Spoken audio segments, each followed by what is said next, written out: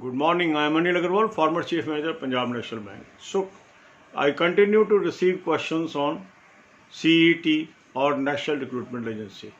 One of the most sought question is, sir, how they will sort out the candidates for various posts in banking, SSC, railway and others. Now, one thing you have to be very clear in mind, they are not sorting out agency. NRA will not give you employment. NRA will only give you marks. Based on these marks, you need not appear in the prim examination. Instead, you will apply to the respective boards or organization and they will hold only one examination, that is main. So main examination will continue to happen like today. Only thing is that instead of multiple prim examination, you have to appear only for one examination and then get the score. Based on that score, you will apply for various posts. Accordingly, they will call you for mains. This is the clear position. Second inquiry from the candidates is whether we have to pay fee again. Yes. As far as CET is concerned, you have to pay fee as and when you apply for this exam. But as you will be only appearing in one CET instead of multiple prim, indirectly you are saving the fee. Because now various examination, they have 3-tier or 2-tier system. So they charge fee according to cost of examination. So every time all the candidates appear for prim, then for main, then for interview, that's why they charge fee. But the moment prim is to be given once in 3 years by you, say you get a good score in even first attempt, you need not give again and again.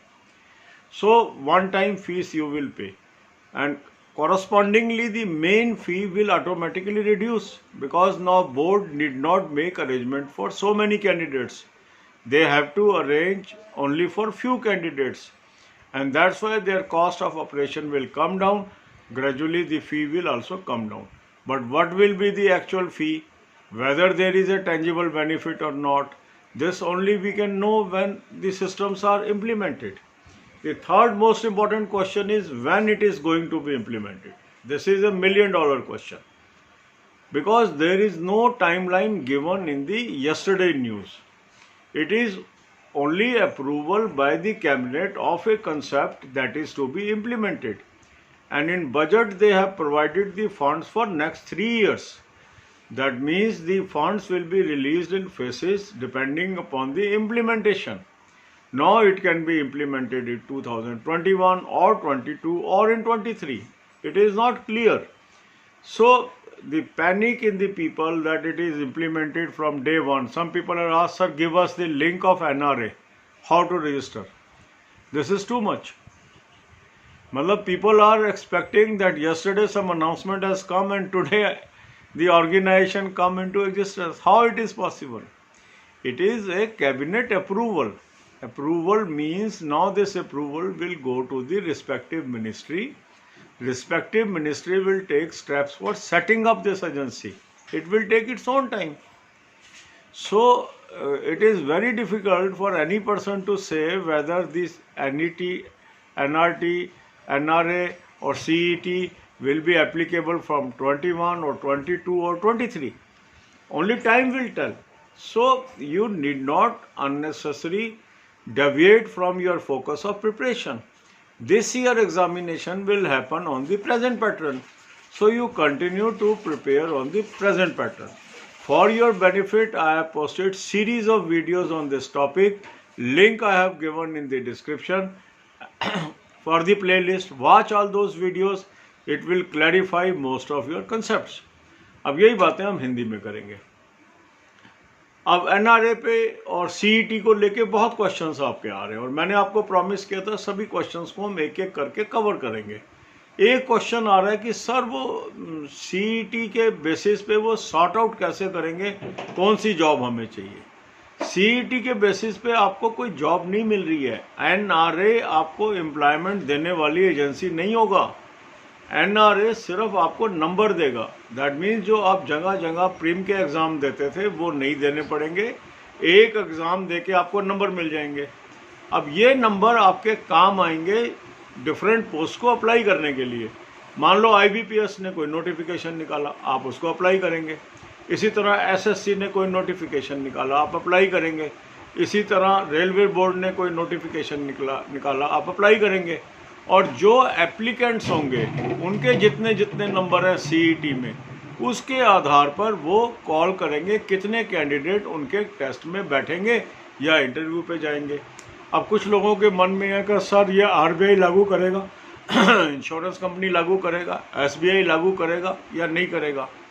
जो information आई है उसमें यह है कि जहाँ भी prim examination है वो लोग इस सिस्टम को अडॉप्ट कर सकते हैं। तो अब उन संस्थाओं के ऊपर है कि उन्होंने इसका हिस्सा बनना है या नहीं बनना है।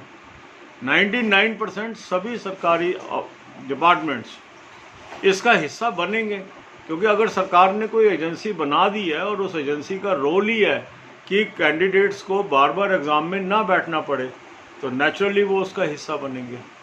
तो इसलिए ऑल्दो इन इंस्टीट्यूशंस का नाम उसके अंदर नहीं है, पर इन्फ्लुएंस यही निकल रहा है कि सभी तरह की स्टेट गवर्नमेंट, सेंट्रल गवर्नमेंट की जो संस्थाएं हैं, पब्लिक सेक्टर अंडरटेकिंग्स हैं, जहां भी प्रीम एग्जामिनेशन होता है वो CET से रिप्लेस हो जाएगा और सिंगल एग्जामिनेशन देके कैंडिडेट अपना सिलेक्शन पा सकेंगे।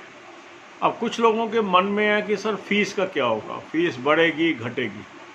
देखो अभी आप क्या है कि हर एग्ज़ाम में प्रीम भी होता है, मेन भी होता है, तो कॉस्ट ज़्यादा है, तो उसके अकॉर्डिंग वो फीस लेते हैं। जब एक कैंडिडेट एक बार एक CET दे देगा, उसके नंबर आ गए और उसको दोबारा नहीं देना एग्ज़ाम, तो नेचुरली वो एक बार CET की फ़ीस देगा। पर क्योंकि अब IBPS को या SSC को या RRB को कम एग्ज़ाम करने हैं, तो उनकी कॉस्ट भी घट जाएगी। कॉस्ट घट जाएगी तो मेन एग्ज़ाम में वो कम फीस लेंगे। तो ये संभावना व्यक्त की जा रही है कि अल्टीमेट जो कॉस्ट है कैंडिडेट की वो घटेगी। अब मान लीजिए एक आदमी ने CET दिया, उसके नंबर कम आए, अब वो दोबारा एग्ज़ाम देता है तो दोबारा फीस देनी पड़ेगी, फिर तिबारा देता है तिबारा देनी पड़ेगी। तो ये तो कैंडिडेट टू कैंडिडेट वेरी करेगा कि उसको नेट कॉस्ट क्या पड़ेगी। उसकी फ़ीस बढ़ भी सकती है, घट भी सकती है, सेम भी रह सकती है। ये तो जब चीज़ लागू होगी तभी पता लगेगा। अभी से हम इन चीज़ों की चिंता करके आज की पढ़ाई मत छोड़ें। जो अभी आपके एग्ज़ाम होने हैं वो प्रेजेंट पैटर्न पे ही होने हैं। अब एक क्वेश्चन बार बार पूछा जा रहा है, सर लागू कब से होगा? अभी तो सरकार ने बताया ही नहीं कब से लागू होगा। ये 2021 में भी हो सकता है, 22 में भी हो सकता है, 23 में भी हो सकता है। अभी तो कैबिनेट की अप्रूवल हुई है। अब कई कैंडिडेट ने कहा सर लिंक दे दो, कैसे रजिस्ट्रेशन कर लें। ऐसा तो कोई चमत्कार नहीं है, कल सरकार ने कैबिनेट में कोई चीज़ पास की और आज एजेंसी भी बन गई। कैसे बन जाएगी? अभी तो मिनिस्ट्री में जाएगी, मिनिस्ट्री इसके अंदर अपॉइंटमेंट्स करेगा, फिर उनकी जगह ढूंढी जाएगी कहाँ पर वो ऑफिस होगा, फिर बोर्ड बनेगा, फिर वो सिलेबस बनाएंगे, फिर वो डिसाइड करेंगे। तो इस साल के जो एग्ज़ाम हैं वो सारे के सारे पुराने पैटर्न से ही होंगे। तो अभी आप इस चीज़ की चिंता छोड़ के अपनी पढ़ाई में ध्यान लगा के एग्ज़ाम की तैयारी करिए। IBPS के जितने भी कैलेंडर के एग्ज़ाम हैं वो सारे इसी पैटर्न से होंगे। आने वाले टाइम में क्या होगा धीरे धीरे हमें पता लगेगा। जैसे जैसे पता लगेगा आपको मैं वीडियोस के जरिए बताऊंगा। God bless you all.